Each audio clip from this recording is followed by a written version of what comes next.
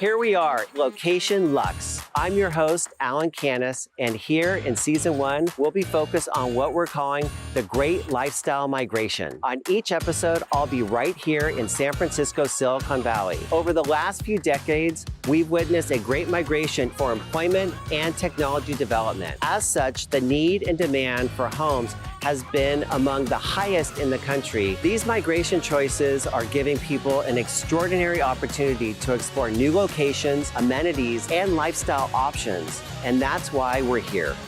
Location Luxe. This week, I'm a little jealous to welcome my next guest, Dennis Rush.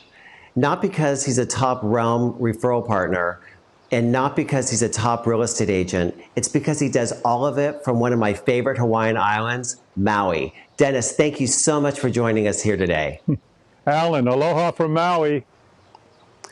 Aloha, Dennis. I am so green with Maui envy every time we speak. You know, the Four Seasons and the Fairmont Cabanas are calling my name every time we talk. Dennis, before we get started, I would like for you to tell me a little bit about you, a little bit about your business, and where are you right now? It's beautiful. You know, your background, I'm seeing windsurfing. Actually, they're paddle boarders and kayakers, and where we are, we're in South Maui, which is the McKenna Resort. And the actual spot where I am right now is where my wife, Martha, and I got married many years ago. We're at our friend's private residence on Maui in the McKenna Resort. And it's absolutely gorgeous. I think you can see that's Kahalavi and Molokini, and just absolutely a beautiful setting, another beautiful day on Maui. So Dennis, how long ago did you get to Maui? About 30 years ago, Alan. I moved here from California. My grandparents were born and raised on the Big Island. And I ended up moving to Maui. I was in the clothing business prior and lived in Palos Verdes and had an office in Hong Kong, an office in New York, was in the corporate life, ended up selling my business to my partner, moved to Maui, and I've never looked back. You are truly living the dream. Yes, we are, very much so. So tell us a little bit about your business. When I first came to Maui, I opened a luxury real estate boutique called Results and had that company for many years. And then I decided to go with a company that was representing developers for luxury properties in the South Maui in the Wailea and McKenna areas, and did that for a number of years. And then most recently joined Compass as their first founding agent in Hawaii. And very happy to do so. Can you talk a little bit about the seasonal activities and maybe about the Hawaiian cultural activities? Sure. We're fortunate to have the first PGA Tour here called the Century Tournament of Champions on Maui each year in January. We have the Maui Arts and Cultural Center, which we have many of the major stars and groups and entertainers come, and it's quite nice and done a very, very nice job. We have whale watching. What you say, whale watching? Okay, well, every November through April, the whales come, and it's a big deal on Maui because you see the whales breaching, they have their babies, and people go out on tours on boats, and then of course you have the snorkeling and all the water activities that are beautiful. And you can see behind me that this every day on Maui, ocean activities are fabulous. You have golf courses, public, semi-private, and private golf courses. You have tennis, you have pickleball, you have just about anything you want, whether you're running or cycling or walking or hiking.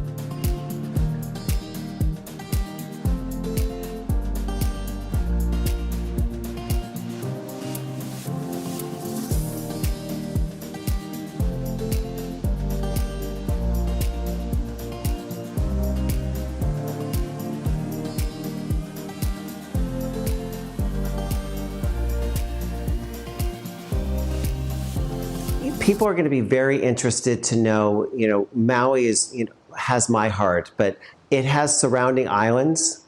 What are going on with the home prices from there? As everywhere else in the world, prices are going up, very limited inventory. We have Oahu is where Honolulu is, the most populated island. We have the big island of Hawaii. We have Lanai, where you probably know Larry Ellison bought 98% of the island and has moved there. And of course we have Maui and Kauai, which is the most beautiful island. And we love it here. So Dennis, can you tell me about Maui's price points and what people can expect to find? Sure. We have properties here on Maui anywhere from approximately $200,000 or $300,000 up to about $60 million, depending what part of the island. I don't know if you're aware of this, but Maui has 5 microclimates. So depending where you are on the island, the prices are different, whether you're on the leeward side of the island or the windward side of the island. The leeward side is the sunset side, always the most expensive. The beaches are very calm, properties are more expensive. And in the Wailea and McKenna resorts, homes probably start around $2 million up to about $60 million.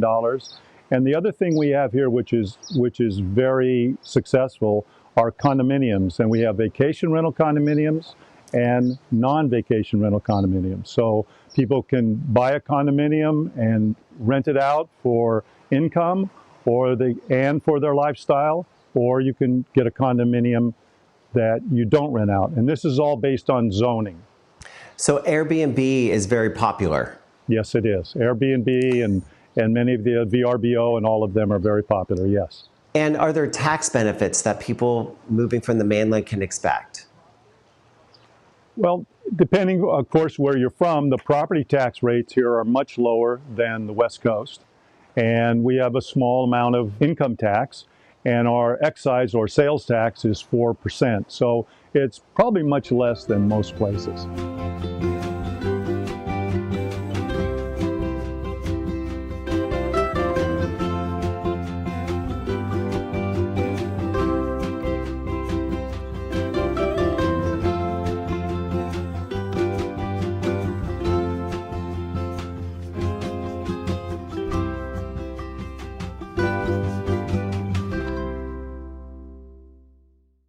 Now let's talk about architectural designs. What types of architectural designs can a buyer expect to find when coming to the island? You can find anything from Hawaiian archaeological huts to major estates, and you can find anything from 1, 2, 3 bedroom condos. You can find luxurious homes. You can find fix-em-uppers. I'm saying anything is available here. And just like anywhere else, we're in the United States.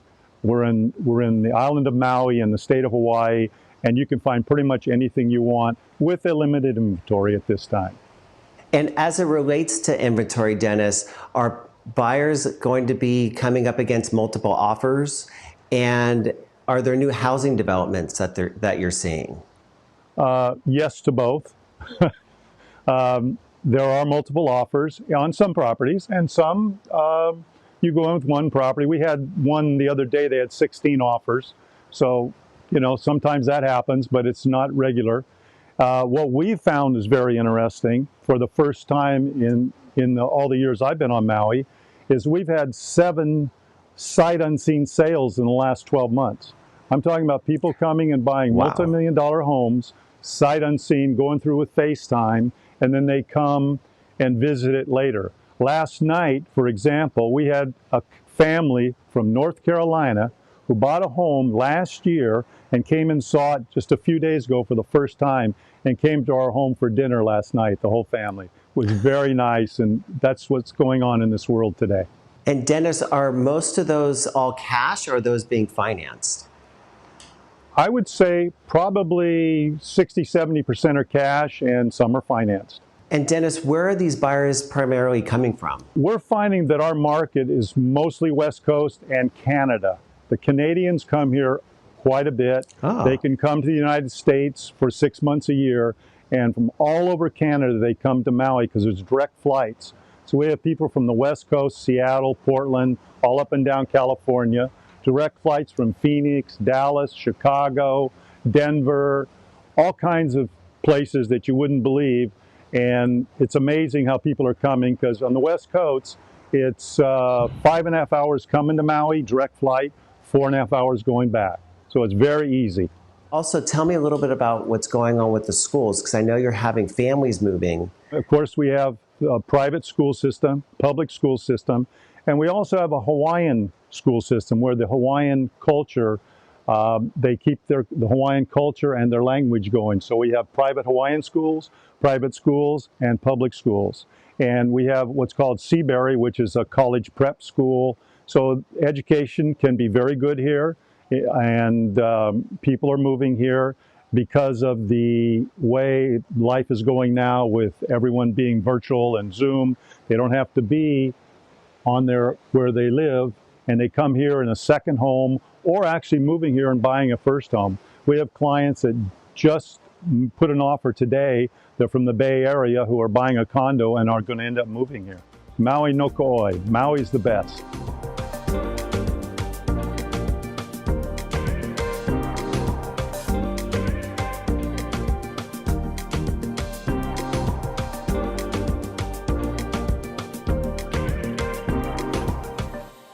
Tell us about the quality of life and the longevity of residents.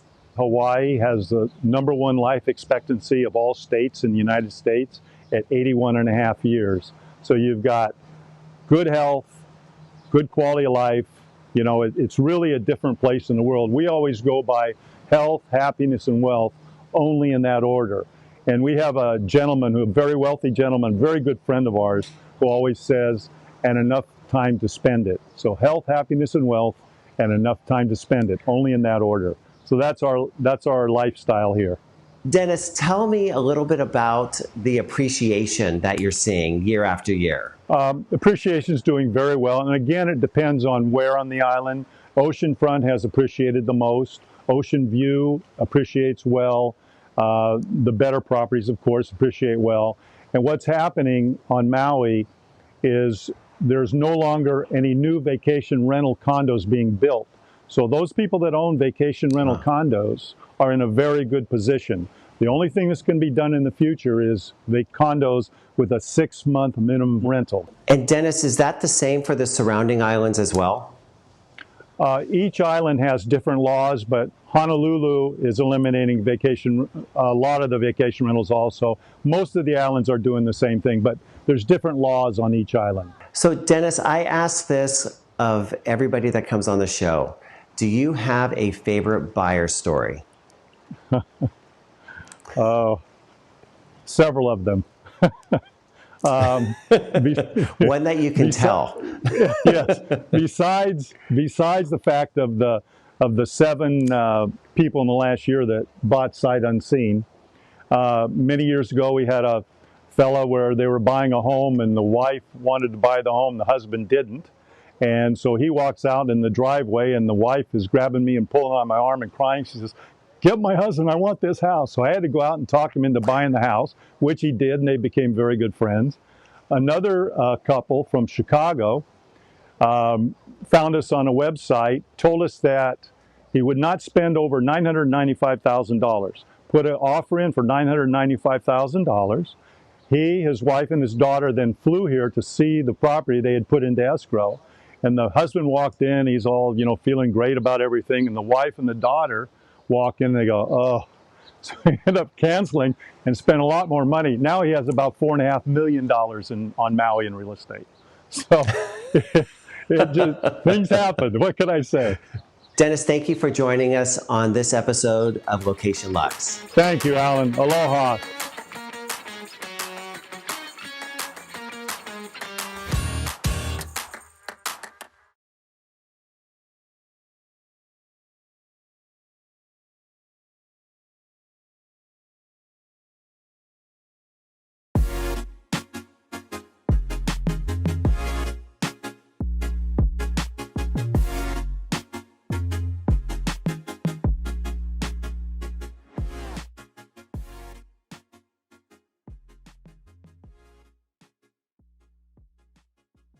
Welcome to our Ultimate Kitchen Takeover. I'm Katherine Given, Senior Style and Market Editor at Luxe Interiors and Design Magazine, and I am so looking forward to discussing the evolution of inspired kitchens today with renowned kitchen designer Mick DiGiulio, who has a number of beautiful collections with Callista, as well as Seth Stevens, the Chief Designer for Callista and Kohler Luxury Space. Welcome to you both. Thank you. Thanks, Katherine. Great to be here. So I'm just going to jump into it. I'm very excited to talk about the future of the kitchen. I, for one, am feeling very optimistic, right? I can't wait to throw a dinner party soon, hopefully, in my small New York City apartment. But I do think, this past year has really been about celebrating life at home, all those small luxuries that come with it. But now, because of this appetite for in-person interaction, Mick, I'd love to hear how you think, entertaining, operating in the kitchen, what will this look like, in the months and even years ahead? Well, Katherine, I think it really will increase. I think people, as you say, have such an appetite now for entertaining, getting together. People want to go back to the normal ways of living. And I think what the pandemic has done really is accelerate the process of this way of living that is kitchen centered. And people are embracing the idea of cooking more and seeing it as an activity rather than just a utility space. So they're enjoying it more. And Seth, I'd love to have, what's your take on this? What do you think, will everyone just, start hopping around to dinner parties or what do you think is going to happen in the kitchen? I think so. Yeah, I think everyone's going to be so darn excited to either get out of their house or go to someone else's house for an entertaining purpose. I think getting out is going to be more important in general. And then I think entertaining at home, as you had mentioned, became really important during COVID, but will continue to be important, I think, as we move forward. I think it's just going to expand.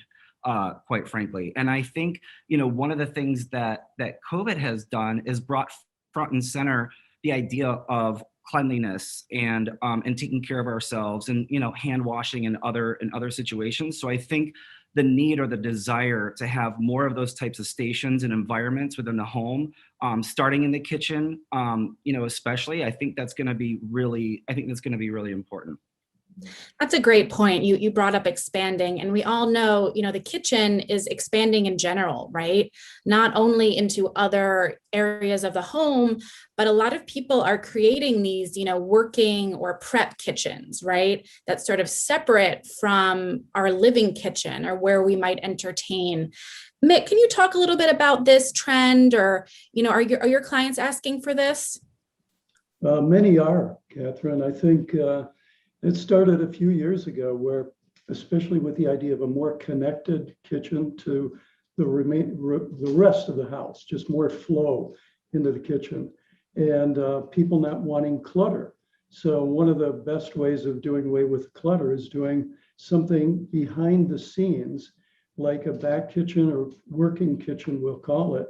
And I remember starting off with doing smoothie stations and a little bit of refrigeration and areas that people can do some of the messier things in the back areas. And now that's expanded. Even we're doing some areas with refrigeration, with ovens, with cooktops. So you can operate in that back or working kitchen without ever going into the main kitchen, which is really, we're calling the living kitchen too, because you're in the living space. So it really provides for a more uncluttered environment.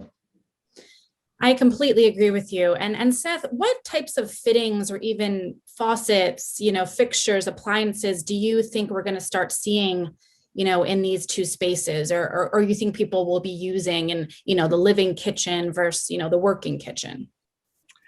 Yeah, so glad you asked because, this is part of where the partnership, Callista's partnership with Mick, and I also like where you talked about celebration because I think this segment is about celebrating, the work that's been done with Mick and our team to create, the beautiful juxtapose semi-pro and all of the other items that are in this collection.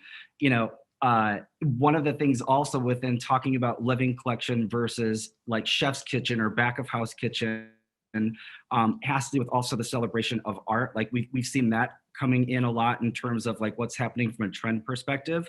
And in that same regard, I do truly feel like the Juxtaposed collection is in itself a work of art. I think there's so much attention to detail that was created with the inception of this design and working with Nick on it with attention to extreme detail and also the finish options that come with this. So it makes it an amazing collection to pair in that living kitchen or in the chef's kitchen.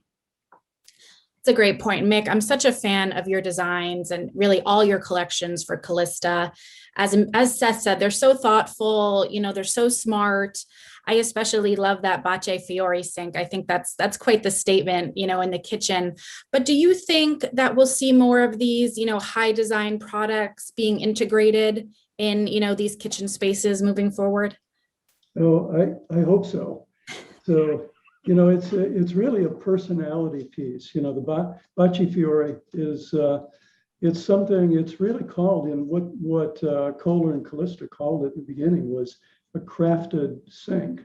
And I think craft is a really good word for design today, that people are appreciating craft, seeing that as more artistic and something that's more handmade. But that sink is exactly that. It's handmade. It's hammered stainless steel, polished stainless. So it's kind of a water effect to it. And the feel is, the inspiration really was a blooming flower. So you can see how the sink looks like it's blooming. And I know, with the Juxtaposed collection as well, there's so many, smart features there. Do you want to touch on some of those and sort of how they really make life just so much easier in the kitchen? Well, one of the main things I think of the Juxtapose is the semi-pro of products. It's a category that is in between a more standard kitchen faucet and an industrial type. So a lot of people don't really want to do the industrial type. Sometimes they're feeling that it's too much of a statement and they want something a little quieter. And that's what the category of where the Juxtapose fit in terms of semi-pro. But function-wise, what Kohler did, the Kohler technology, is put this spray, which is an amazing spray function on the faucet. And so the primary functional parts, number one is a longer reach, because we have these hardworking sinks like the Soltier and the Moltier, they require more reach, more power. And that's exactly what the Juxtapose has provided for the product. So I appreciate all the engineering by Kohler and Callista to put this together, but it really is amazing. So do I. It's wonderful to use. So guys, I want to look beyond the kitchen for a moment now, because we are seeing homeowners, as we mentioned, put in these additional smaller kitchens throughout the home, right? It's sort of extending beyond the traditional room. We're seeing mud rooms, we're seeing pet areas, gyms, bedrooms even, and bars. Seth, I'd love to hear your take. Are you seeing a lot of Callista designs now being integrated throughout the home and not just in the kitchen? Yes, absolutely. And, I think this is also, some of this has also obviously been a result of the pandemic, of course. But yes, we are seeing, as people had spent more times in their home and more time for us to say, oh, how do I really want that room to look? Because they keep looking at it because they're in all those rooms because they couldn't leave. But I think we see this getting executed across the board, whether it's a home office. I think the trend of home offices is now, even post-COVID, not going to go anywhere. So I think thinking about the office differently and whether they need a washing station or a different type of faucet or a mini kitchen situation in their office. One thing that my husband and I have been thinking about as we look to remodel our own master bathroom we're like, hey, it's a pretty large space. And we thought, why couldn't we have, an espresso, in the morning getting up? Why couldn't we have an espresso machine or a mini kitchen even incorporated into the bathroom space? I think at-home gyms are going to become or continue to be important and grow in trend. And I think having those washing stations or those entertaining ideas into those spaces will be important.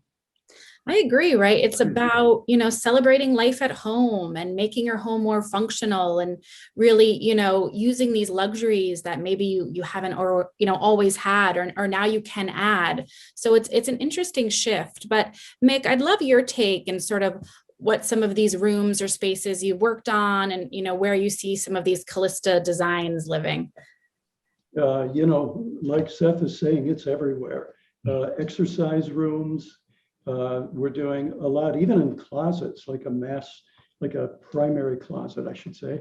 But doing a closet with a coffee maker, with a sink, with even refrigeration is fantastic. And it's really people aren't apologizing for where they want the function to be. If it works for them, if it works for their lifestyle, people are feeling more comfortable about doing these kind of things rather than what they should be doing or what they shouldn't be doing. So that's why we're seeing the migration into these other areas that just make sense for people. I have to touch on, pet areas because those are so popular with people, right? And Mick, I think your juxtaposed pod filler can be used, as a dog dish filler, right?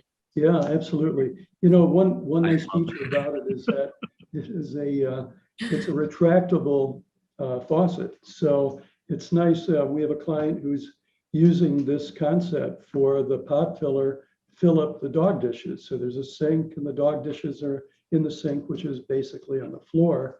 And the pot filler faucet is on the sidewall. It retracts, so it's out of the way. And, there people, and I didn't come up with the idea. It was a client who said, we'd love this idea. And I thought it was great. So people are becoming inventive and creative about using these different products in not ways that they were necessarily intended to do, but why not? When Mick said that, I absolutely loved it. We're like insane dog people. And I was like, oh my God, that's incredible. Love it. It's so interesting. Well, Mick and Seth, thank you both so much for sharing your wealth of knowledge, on the kitchen and what the future of this space may look like. I'm hoping, there may be a dinner party in our future together. But in the meantime, thanks again for tuning in and we'll see you next time.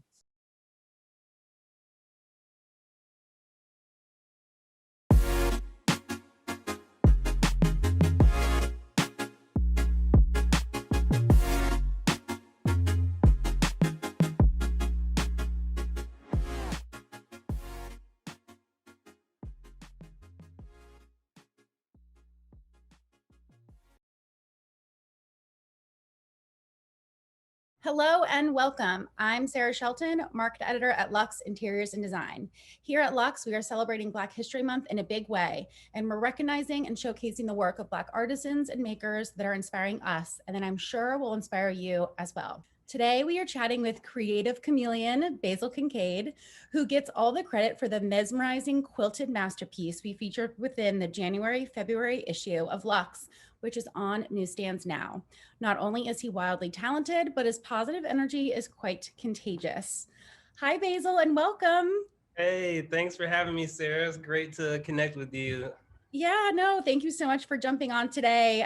Before we dive into some of this incredible work that you're doing that we can see behind you, I just wanted you to give us a chance to tell the viewers, like, your background. What do you do? Where are you based? What do you make?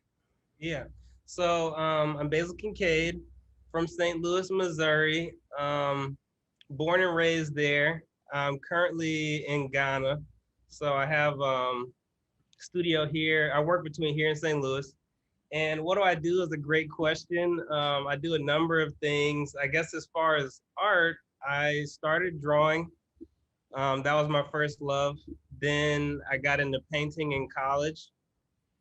let's see, 5 years ago, I came to Ghana for the first time and I was doing large scale collage works. But that time period influenced me to dig into my family history.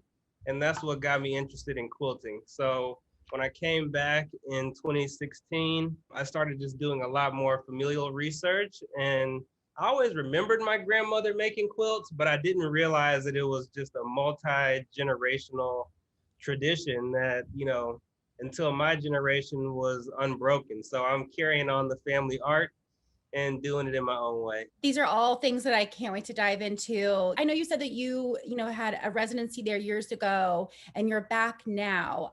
So clearly the country is a big influence for you. How has that residency impacted your work? You said that it was there that you... So this residency is through a Boston-based organization called Arts Connect International. And I mean, honestly, I feel like they're the springboard for my career. So it's a year-long residency, and the first 3 months are an entrepreneurial component where you're learning about how to operate yourself as a business and how to, build your brand as an entrepreneur and tangible ways to use your art to support yourself.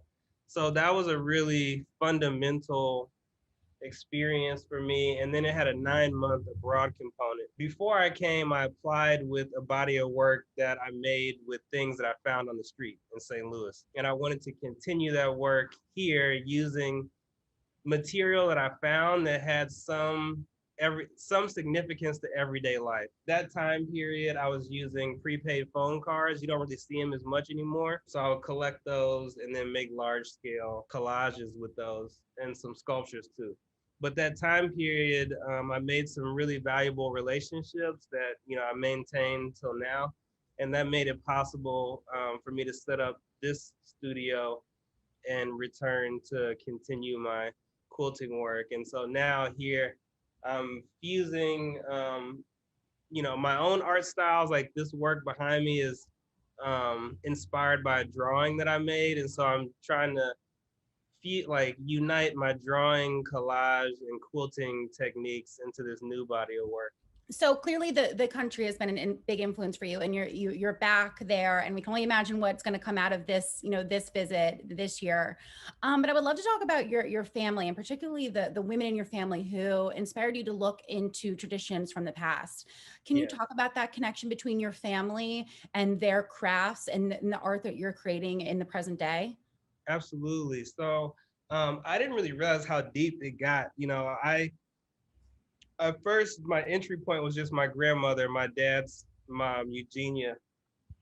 And they were farming folks. My grandparents owned a farm. And so every summer I would go down and spend time on the family farm. And I just noticed how my grandmother might be working on something by herself in the house, but the group of women would get together and be quilting together. And it was a communal, community-based practice. So they may, work on their individual quilts, by themselves. And then when it came time to do the finishing, where the actual quilting is when you combine all 3 layers, they would do that communally. They'd help each other so that would go faster. The more questions I asked, the more I learned. And I came to find out that my grandmother and some of her sisters, they actually built maybe factory is the right word. So they were making these quilts that became recognized as emblematic of basically Arkansas style. And so they got for several years, they got these government contracts to make, historical quilts that were representative of Arkansas, similar to what you see here, this kind of improvisational quilt making. But a lot of those women were innovators. They were making up their own styles. So yeah, my great aunt Vera, I think she was the leader of this quilt collective. And then, I just got deeper into asking questions and realized that, there's been an unbroken link for, at least 7 generations. So that's hundreds of years going back where, these women are teaching each other and passing down the tradition from mother to daughter and from sister to sister, down through until we get to the present day. And so I just feel honored to be able to continue that, and it was something that like, it made me feel a lot more belonging in the sense of like creating within a canon that I feel ownership in. Like studying art in school, I always kind of felt like an outsider. So much of the curriculum was based on, basically what old white men, what they had made and what was important to them. I didn't really see myself reflected in that space. And so it gave me a lot of encouragement to position myself within something that's intrinsic to me and my family. And then now to be able to, take it to the world stage is a pleasure of mine. And I'm thankful that I get to, carry the torch. Well, I'm sure that those generations of women, who came before you would be so proud to see that you're carrying it on and through this, modern lens, but still recognizes the artistry and the technique that you learned that was passed down. It struck me that you said, you mentioned like belonging and, when you were creating with your family or learning those skills from your family, which, brings me to a point that I really wanted to talk about. When we spoke earlier, a couple months ago, when we first started working on this magazine page, you talked about identity and how creating as a way for you to search for self-understanding. Can you expand on that for us a bit? Understanding your heritage and also understanding like, you as a Black man in today's culture. Yeah, so much gets projected onto us that for me, the art is a place where I can kind of peel the layers off and then have time with my true self, And I feel like a lot of these, different things are applied to us, and they're applied with a set of meanings that we don't always self-define. And so for me, the big process has been, I guess, self-definition, like, looking at what is projected and taking the agency to say, what will I keep and what will I discard? And a lot of the societal projection I'm choosing to discard. Yeah, I guess you get to think about what's meaningful for yourself versus like, society can say all these things about what it means to be Black or what it means to be a man or what it means to be any one of these, categorized identities. And most of the time that stuff is like, useful for selling things to us, not necessarily so useful in terms of understanding your true self. And so, it's a really personal and specific process, I guess. I don't have answers for a generalized like what it means to be Black. I can't ever say that because we're not, a monolith. But for me, I'm thankful to have the time to make my art because that is a meditative time where I get to be with myself and I get to strip away all those layers and I get to see what's left, see what remains.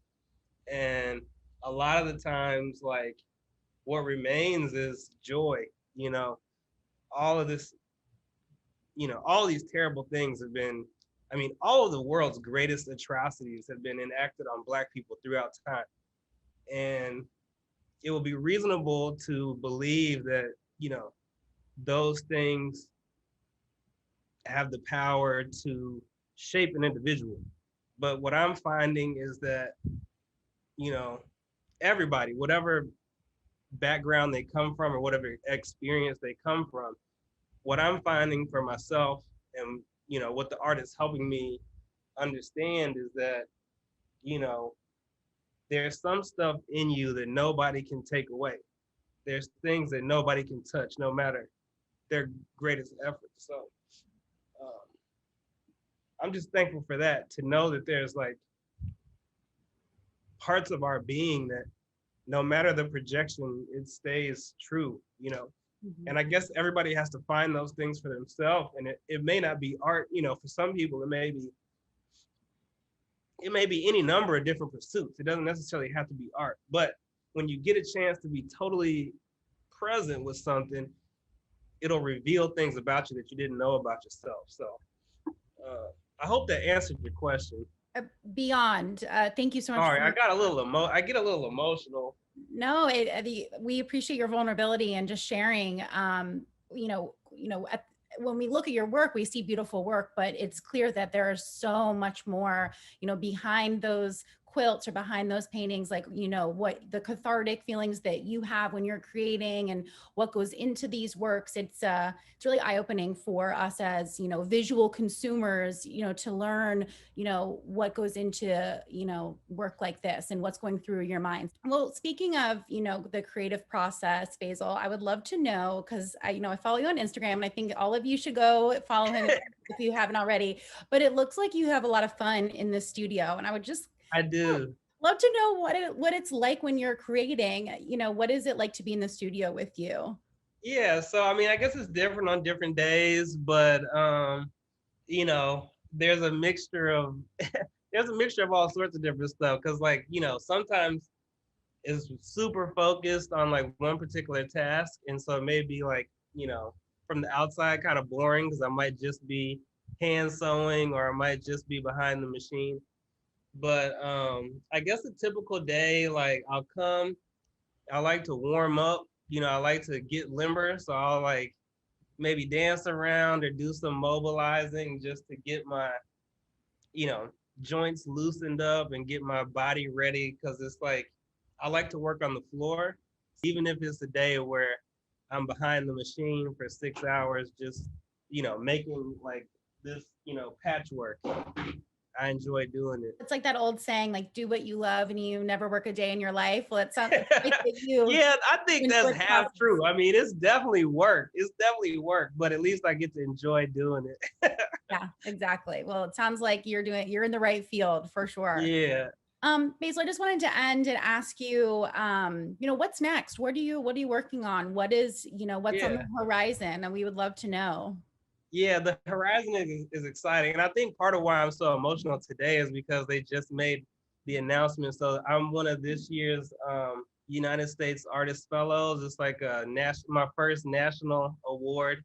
Wow, congratulations. That's incredible. Thank you. Thanks. Oh, wow. And then I got a lot of news. I mean, I'll give y'all a little bit. So I just, on the 29th, so just a few days ago, I opened a solo show in the Canary Islands at a gallery called Galleria Leyendecker. And that's my first time. It's my first solo show of my collage work. So I'm really excited about that. And I will be showing this body of work soon. I can't like announce where yet, but there's a show in the pipeline for this work that I'm working on now, the new quilt work. And I'm really excited to share that. So there's shows. I guess I can mention this is like towards the end of the year. I have a show in Sweden with a gallery called Carl Castiel. So I'm excited. I mean, there's like more international opportunities coming. And so, my prayers are up for when I get my first museum show. So that's what I'm manifesting for the horizon. Right. Well, we are right there with you manifesting that. But it sounds like you right now have your hands full with some really incredible opportunities. We cannot wait to follow along to see what's next. And we wish you all the best. And we're so appreciative and grateful that we could connect and learn more about what you do and the incredible art that you make. Thank you so much, Sarah. This has been a lot of fun. And I mean, we could talk all day. I'm not going to take all your time, but I appreciate getting to connect. And I hope that this is just the beginning. So absolutely. Let's do this again for sure.